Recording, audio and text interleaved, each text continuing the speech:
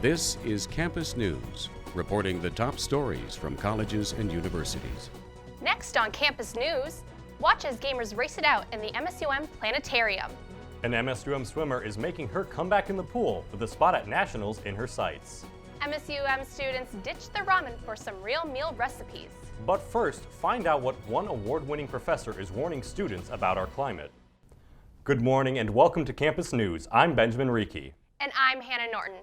An award-winning expert on climate change recently came to NDSU with words of warning. Reporter Ben Blanchard has more on what California wildlife is telling us. The weather may be freezing for those of us up north, but the climate change discussion is heating up at NDSU's Lofsgard Hall. Resurveying. Professor Steve Beisinger from the University of California, Berkeley came to Fargo to show students his findings about global climate change and what he believes it's doing to California's ecosystem and water supply. We keep going in and out of these drought cycles in California. I'm worried that drought cycles will come more frequently, be more permanent. Beisinger says the drought will also affect wildlife. It's getting so hot that some of the ecosystems themselves are changing, the plants that live there, and then the animals are going to follow. Beisinger studied national parks in the state of California and found that some ecosystems had changed entirely. For those who don't agree on climate change, Beisinger is very blunt. I think people denied the link between smoking and lung cancer for a long time. They all died. According to NASA, global temperatures have been on a steady rise since the 1970s. This data doesn't just concern Beisinger, but students as well. I think definitely mass extinctions, melting ice caps, flooding, that has a lot of negative impacts for everything on the Earth. Regarding climate change, Beisinger has a somber message for college students. I think you're going to be living with it the rest of your life. And I'm worried for your children. I'm really worried for your children. With photographers Anthony Fridgen and Paulina Glowacki, Ben Blanchard, Campus News. Beisinger says that he sees education as a vital tool in fighting climate change. Voters from the surrounding area came to MSU Moorhead's campus to let their voices be heard and have a hand in democracy. Comstock Memorial Union hosted the Democratic Farm Labor Party caucuses. Voters young and old turned out to register and join in on shaping their party's platform. Some say they enjoy having such an active role in the democratic process. I was really impressed with the fact that I could meet with people in my neighborhood and talk with them about who's running, about who our legislators and local representatives would be. It really is democracy in action at the very beginning of the grassroots level. Even students who didn't come out to caucus had reason to be excited. MSUM canceled all night classes for the event. According to the National Science Foundation, women are the most underrepresented group in STEM fields. But one professor's accomplishments have enhanced the female leadership of NDSU's Computer Science Department. Reporter Ashley Rzaczek has more. Ann Denton didn't realize that she had claimed the title of first female full professor in a university computer science department in North Dakota until it had been pointed out to her. I don't know, I just never thought about it. I was not the first woman who was hired in this department, and I think that's why it didn't occur to me, because when I was hired, there was a woman in the department. She just moved elsewhere. One of the requirements of the position was to prove that she could come up with her own research ideas. Ann Denton is such a quick study. One of the things that I notice about Professor Denton all the time is that when some topic comes up in conversation, say a research topic, she's so very, very quick to grasp exactly what's going on and jump to the chase and the leading edge, and that's just really fun to see. Currently, Denton is working on a grant with a group of climate scientists at UND with the goal of understanding how climate affects agriculture in North Dakota. I also do collaboratively work with people in agriculture and many other disciplines. NDSU's Computer Science Department has made steps towards increasing female participation.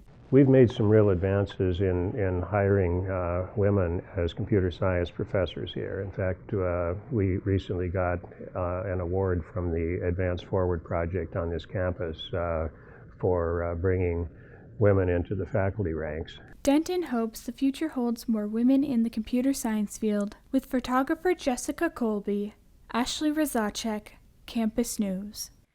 Denton says she will continue her work to teach and inspire students. Republican students at Minnesota State University Moorhead invited a local TV personality to talk about politics and freedom of speech. Chris Berg hosts the local conservative TV show Point of View. He met with MSUM college Republicans to give points on listening to both sides of the political aisle. He got students involved with exercises and encouraged them to see things from a different perspective. I just think all points of view are great. I mean, that's why even tonight it would have been fun to have all varying kinds of points of view, and I think that's important to have those conversations. And I think the more points of view that are having those kind of conversations, the better it is for everybody. The MSUM college Republicans are currently making plans to bring more speakers to campus. After a traumatic trip to Spain, a George Washington University student is creating a tool to protect the lives of many college students. Junior Dania Sherman creates NoNap as part of a class project. NoNap is a napkin that can detect if a drink has been drugged. Sherman was motivated to create the napkin that knows after a friend drugged and assaulted her while she was in Spain. NoNap is made to look like any ordinary napkin, but when drugged drinks are spilled on it, the spill changes to a clear color. Sherman is working with manufacturers and says that her napkin will be available by the end of the year. At the Moorhead campus of Minnesota State Community and Technical College, the Cardiovascular Technician program is small but has a lot of heart. Reporter Zach Vinny shows us how new technology is getting students' blood pumping. So we had them get access to the artery here. This will be like simulating the femoral artery. And then they could actually send the catheter up. The Cardiovascular Technician program started back in January of 2017, and originally students only had a plastic man with a fake heart known as Angiogram Sam to learn from. Our goal for the program is to become a destination program. Thanks to donations of other equipment, M-State could afford to upgrade to a simulator which brings the students right inside the human heart. It makes the training opportunities for students the best that we can give them. This simulator also allows students to gain experience they need without having to leave the classroom. When you're like dealing with an actual patient, like a real life person, you need to know exactly what you're looking at. This program is growing. The first year there were 7 students in the program. That has moved up to 11 this year, with a maximum of 20 possible. We have room for more. Not only are these students learning the education needed to get themselves an excellent job, they also get to experience the excitement of helping their patients. You just really feel the joy of saving lives. Yeah. With photographers Peyton Mark and Jacob Ambrose, Zach Vinny, Campus News. The program is growing and always looking for more applicants. Work placement for the Cardiovascular Technician program is at 100% after graduation. The University of Chicago is giving students $2,500 to fund their research in the humanities and social sciences. College Summer Institute is open to incoming fourth-year students. The research will focus on subjects like political science, sociology, or anthropology. Master of the Humanities Collegiate Division Christopher Wild says the program was started because of a need for undergraduate research opportunities. This program will take place over a 4-week period with sessions in June and September. An area professor recently received a patent for his work to upgrade some unusual technology. Reporter Ashley Razacek takes us to NDSU to find out more about this unique piece of equipment. A year and a half after submitting the paperwork, Jeremy Straub, an assistant professor, has finally been granted a patent for his quality control 3D printing system. Have issues where part of the object moves or tilts or, in some way kind of becomes disconnected. Although Straub admits there are other ways to troubleshoot 3D printing, he finds this new technology to be more reliable and less prone to errors. All of these technologies, though, don't really tell you if you have a good object. They tell you whether you think you're making the object well. NDSU's library offers 3D printing services to its students. A variety of items can be printed through this service, from class assignments to toys and gifts. We're pretty much an open service, so meaning that they can come and print anything that they want within our terms. I think probably the biggest thing so far is that it's created an opportunity for a number of people to get involved and learn about 3D printing, learn about software development. The technology includes 5 sensors pointed inwards towards the print to monitor the build, and then sends information to the system to warn the user of any errors while printing. So they'll monitor how hot the filament is, whether the print bed is at the right temperature. Straub said he believes that one day the sensor technology will be integrated into a 3D printer rather than just an add-on device. With photographer Jessica Colby, Ashley Rizachek, Campus News. Now, this technology hasn't made its way over to the NDSU 3D printing service quite yet, but there is discussion that it will. There is hope that larger 3D printing companies like HP will pick up this technology as well. Gustavus Adolphus College in St. Peter, Minnesota is starting a multi-year facelift of their science building. The project will almost double the size of the science building, while also adding to its art center. Gustavus President Rebecca Bergman says this is the most costly facility project in the college's 156-year history. The college has already raised more than $50 million in private donations. Construction is expected to start later this month. What began as a best-selling book is now addressing an uncomfortable subject at MSUM. Reporter Robin Rohde shows us how not everyone was interested in addressing the taboo topic in public. The title turns heads, but I Heart Female Orgasm is a college sex education program reaching more than 100,000 people at 60 different universities. But not everyone at MSUM was interested in participating in the program recently held at Langseth Hall. People have been very opinionated. I have struggled with people tearing down posters. Some people have called it reverse sexism. And just even wearing the t-shirt around campus, people are like, oh no, it's that girl. For people like Women's Center Coordinator Dana Bizzanani, the conflict proves just how important it is to address the topic of human sexuality openly and honestly. We live in a very sexualized culture. We have advertising and lots of messaging that shows lots of sex. I think that it's really important to make sure that people have all the information and then they can make choices about how they want to experience their own bodies. 167 students attended the 2-hour gender-inclusive presentation covering topics on anatomy, consent, and an emphasis on individuals making sexual decisions right for them. Part of our sort of educational goal is to give people a broader view than necessarily they're picking up from the 2-minute scene in an R-rated movie, as though that is what sex in real life is like. In the end, organizers are hoping that students take ownership to learn more about sexual health and communication. Be able to use this as sort of a starting point for much broader conversations about sex and sexuality. Robin Rohde, Campus News. The Women's Center's next event is a production of the Vagina Monologues at 7:30 on February 13th. Money raised by the play will benefit the Rape, Abuse, and Crisis Center. A Concordia student has won the right to take his opera talents to the next level. Oh, how vain, how ineffective his design. Senior Logan Barrett was chosen as one of 2 winners in a district competition for the Metropolitan Opera National Council.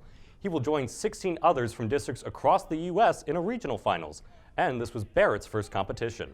I just wanted to go and make my best art. Logan practices more in the practice rooms than any other student that I know about, and this is really the testament to his work. The Upper Midwest Regional Finals will take place in St. Paul on March 25th. Students were given a quick cooking class to expand their menus. Reporter Melissa Gonzalez joins the class to see what's cooking.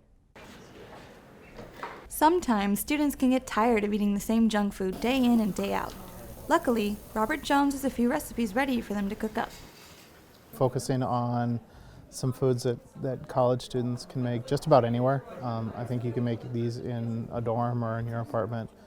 After working in the food and hospitality industry for a number of years, Jones decided to pass his skills along in a cooking class. It's healthier. You can, stay away from the deep fried and fast food and that kind of stuff. I can give you the recipe, but the key is, will you play with it? Will you make it yours? Will you figure out what you like? Do you want to add more spice? Do you want to take spice out? And since eating regularly is important to students, it's no surprise that there were quite a few volunteers throughout the event. Tonight I helped make the pastries. If you want to say making it didn't turn out like that, but we're going to go with making. The importance of meal prepping was not lost on the students. In fact, students like Noah already incorporate the strategy in their meal planning. About 3 to 4 times a week, I try to meal prep for the week. I don't want to be bringing just ramen and junk and all that stuff to work each day. and then plus I can actually kind of experiment in the kitchen, learn a little bit more, but then also eat a decent amount of food. Each student got a recipe book with different entrees and even some desserts, and Jones's relaxed and friendly nature created a great environment for learning new skills. With photographer James McCarty, Melissa Gonzalez, Campus News. This cooking class wasn't the first time Jones shared his culinary skills with the student body, and it hopefully won't be the last. Most students are used to getting homework from their professors, but what happens when the tables are turned? Reporter Pony White shows us how that was music to one Concordia student's ears.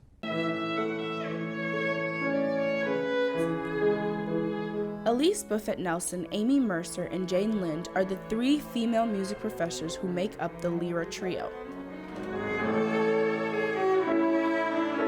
We all are members of the Fargo Moorhead Symphony. The group formed 5 years ago and have been playing classical music composed by women. One of the things that was maybe a mission of ours when we got together was to perform works that were composed by women. This year, the trio asked Concordia junior Natalie Fiddler to compose a piece for them. The piece is called Within the Celebration of the Erotic. Fiddler says the name of the piece usually shocks people, but the experience has been great. I feel like a complete rock star.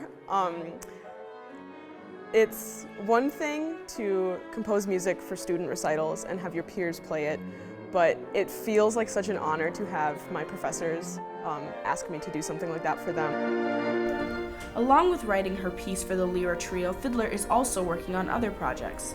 Right now, I am collaborating with a student from MSUM for their senior capstone project, helping score a film, and I am collaborating with Theater B, writing some music for their production of The Moors in April. Although it seems like a lot is on her plate, Fiddler doesn't think so. I feel like I'm on top of the world. With photographer Shay Dolly, Pony White, Campus News. The Lyra Trio is planning to continue performing throughout the region in years to come and make use of young composers like Natalie.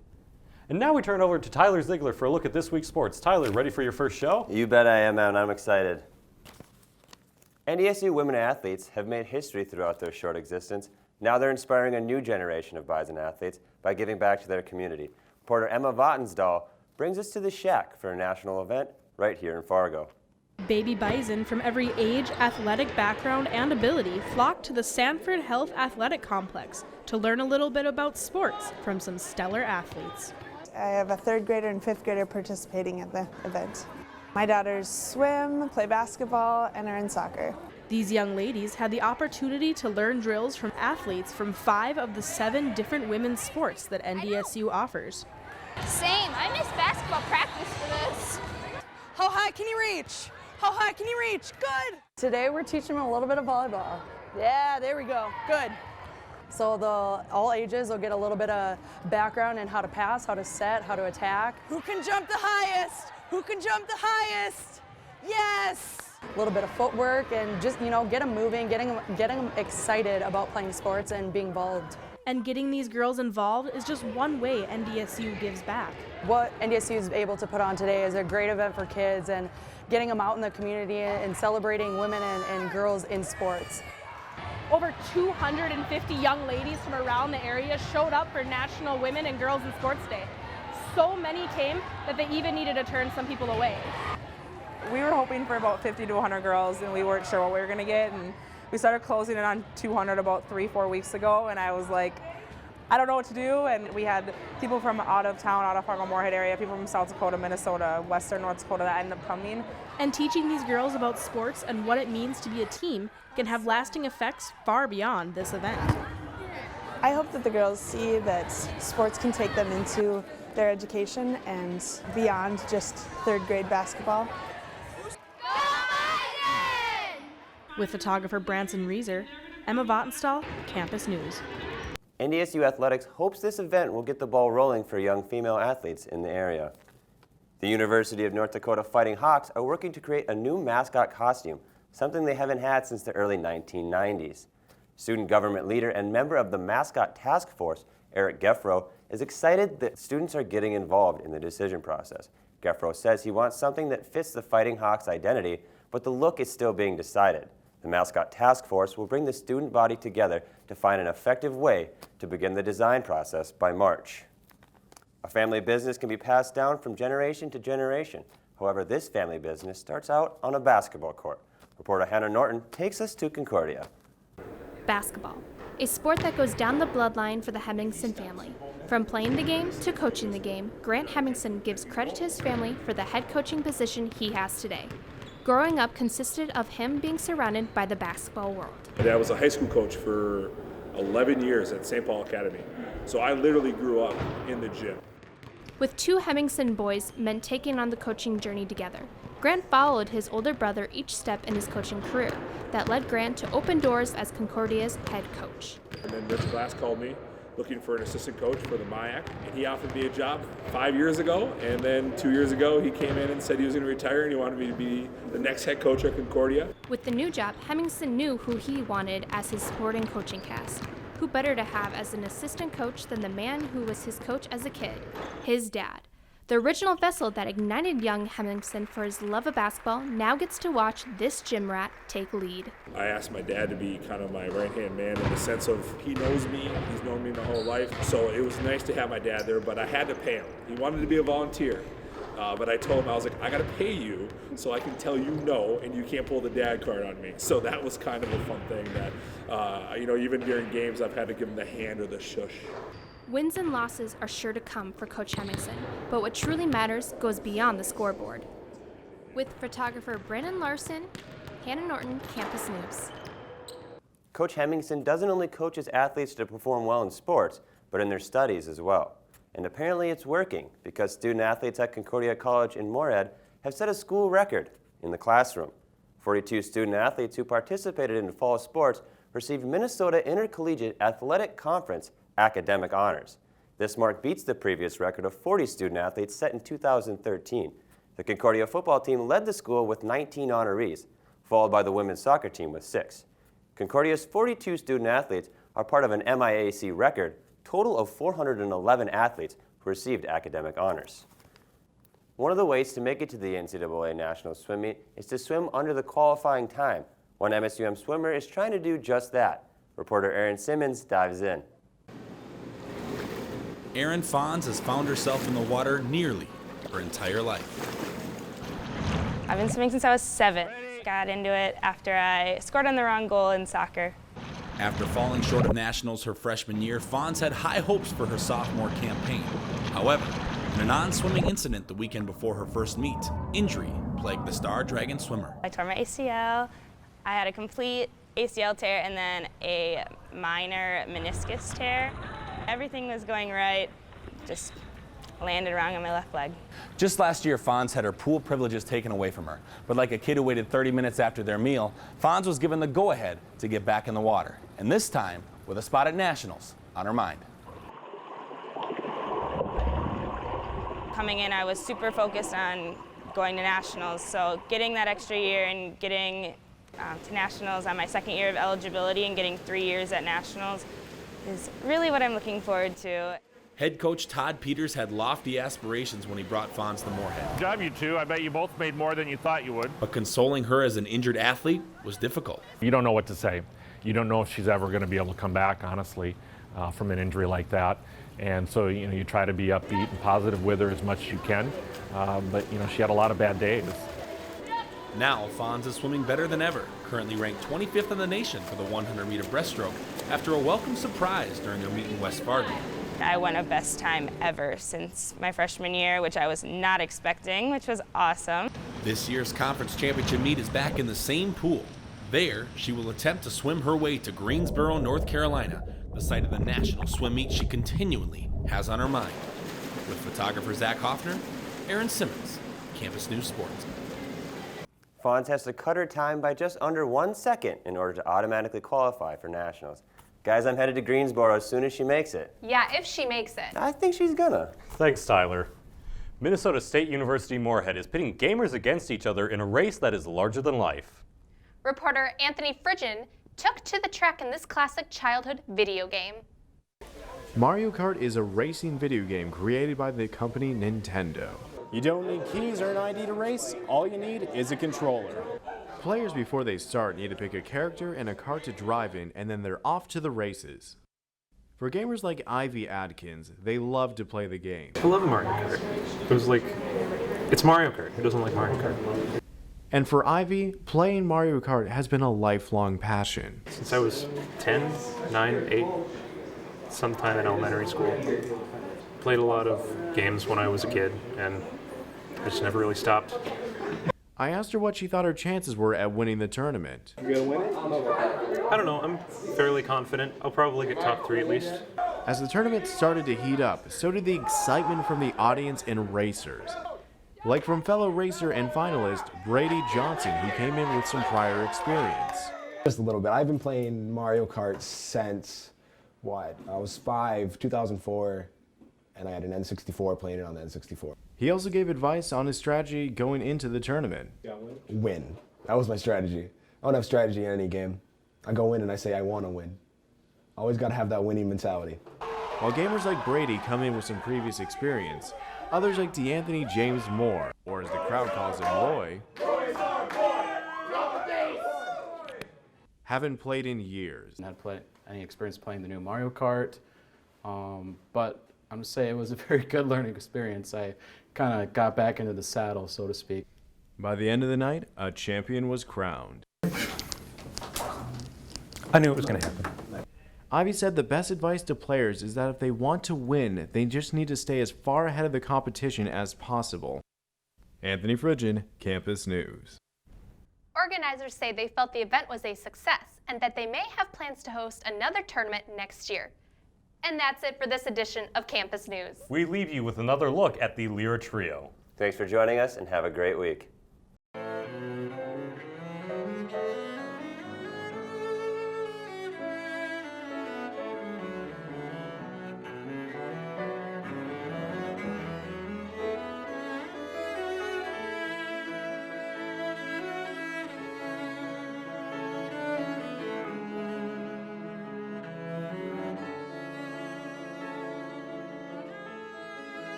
Campus News is produced by the Television News Workshop in the School of Communication and Journalism at Minnesota State University Moorhead in cooperation with Prairie Public Television.